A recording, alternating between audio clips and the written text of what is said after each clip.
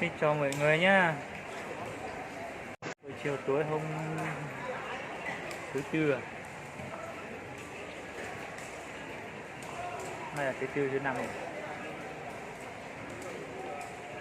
nhớ sật là nhớ chọn đồ bây giờ nó này nhớ lên nó nhớ lên chẳng chứ một cái món này của nhớ trong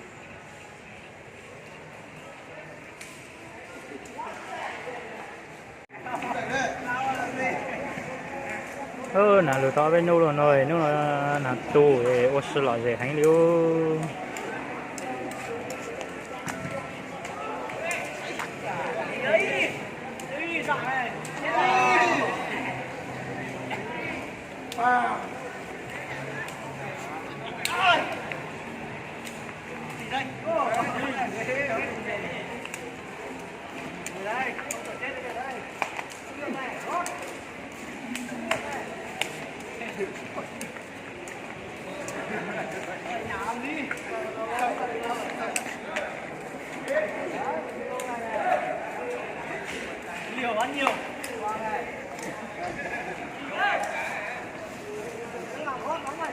với lưu xin đó thì chỉ tao nhớ mình nó ở một việc khó rồi nữa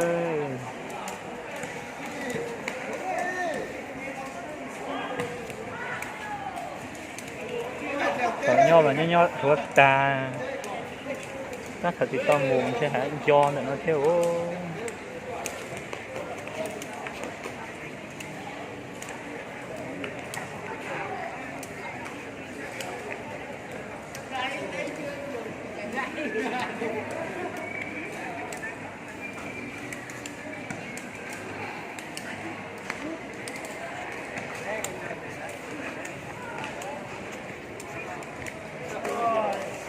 quay đi quay lại còn đi nghe đi ạ. hôm nay để ra 38 rồi Kim ạ. Ngồi đấy rồi. Người lại từ lâu rồi.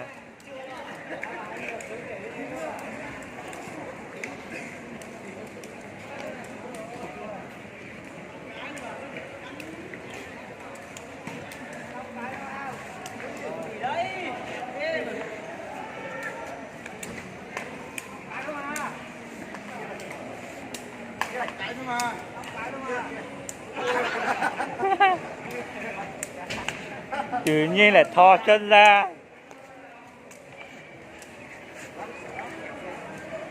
Lát nhớ ra không chống đẩy lại thò chân ra nữa chứ.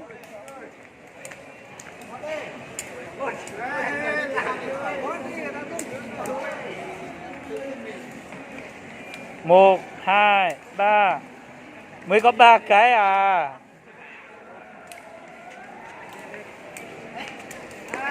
Hai người. Cả hai.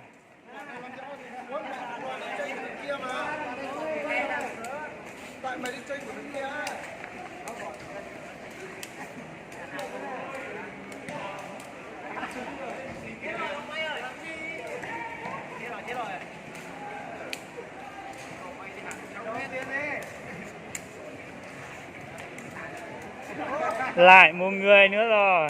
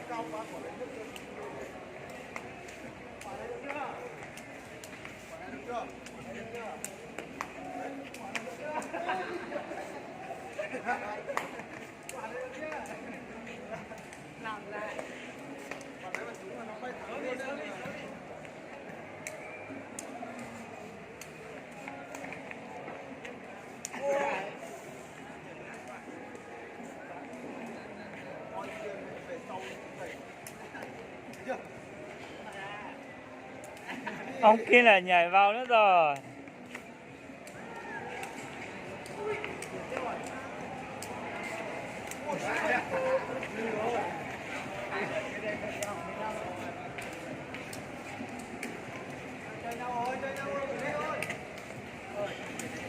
Chỗ anh Kiên cũng đẩy nhưng mà nó bay đi quá xa.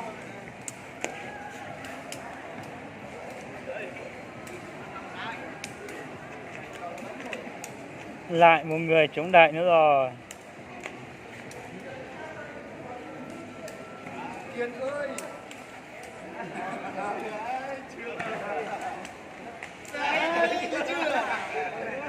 Không thì nó cũng đá, không nó đá luôn. Quá đẹp luôn. Nó bay.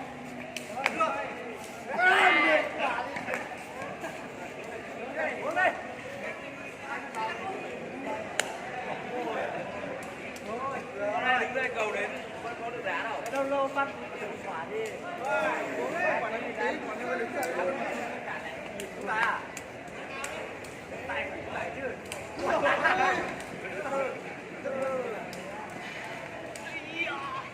Đây này, mua ơi. Đây này, mua ơi.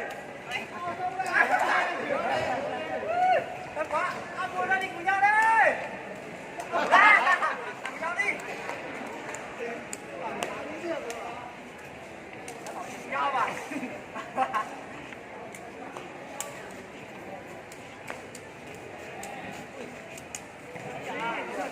Ôi, ông Kiên không được chống đẩy thì không quay nữa rồi.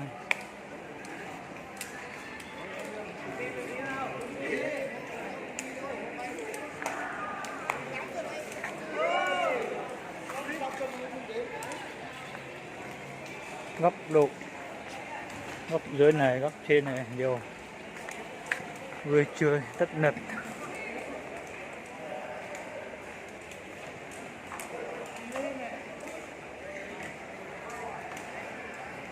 Bóng chuyền ở bên kia kìa.